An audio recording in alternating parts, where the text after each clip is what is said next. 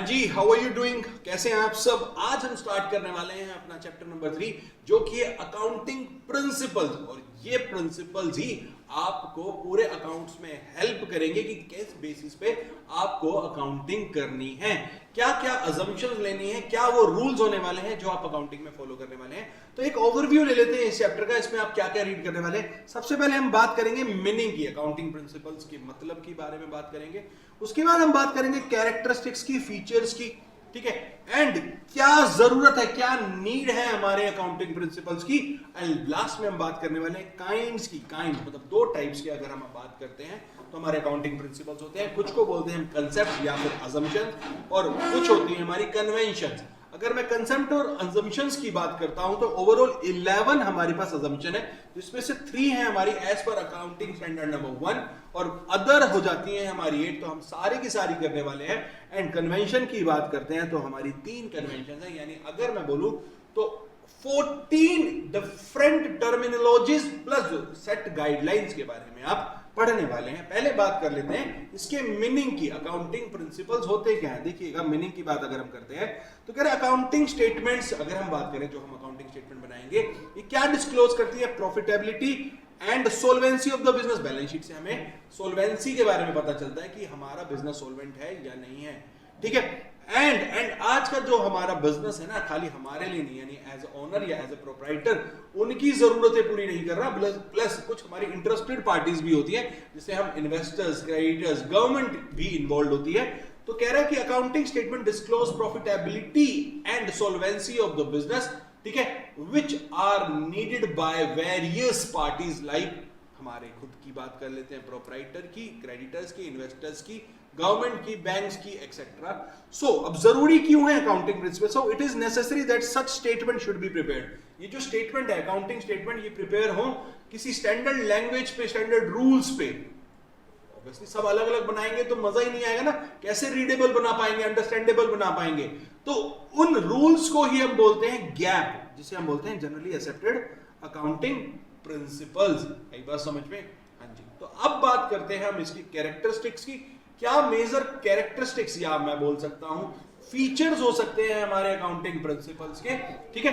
तो सबसे पहले हम बात करने वाले हैं उसमें, accounting principles are uniform set of rules. किसकी बात कर रहे हैं हम? यूनिफॉर्म सेट ऑफ रूल्स की बात करेंगे। कह रहे हैं यार जो हमारे अकाउंटिंग प्रिंसिपल्स है ना, ये यूनिफॉर्म सेट ऑफ रूल्स और गाइडलाइंस है, क्यों डेवलप की गई है? ताकि यूनिफॉर्मिटी इंश्योर की जा सके, to ensure the uniformity and easy understanding of accounting information, ताकि जो अकाउंटिंग इंफॉर्मेशन है उसकी अंडरस्टैंडिंग इजी हो सके। आई बात समझ में? सो हमने इनको बोला uniform set of rules, accounting principles are uniform set of rules. Second हम बात करते हैं accounting principles are man made. देखो यार, मैं आपको एक बात बताता हूं, रूल्स बनाने वाले कौन है? आप और मेरे जैसे लोग ही तो हैं। तो ये मैन मेड है, आई बात समझ में? इन्हें हमने बनाया, हमारे एक्सपीरियंस से बनाया, कुछ तर्क और वितर्क यानी रीजंस के थ्रू बने हैं। ये कोई लेबोरेटरी टेस्टेड नहीं है, जैसे साइंस के प्रिंसिपल्स होते हैं, जैसे हम बात करते हैं फिजिक्स में principle of thermodynamics and all. ये क्या है?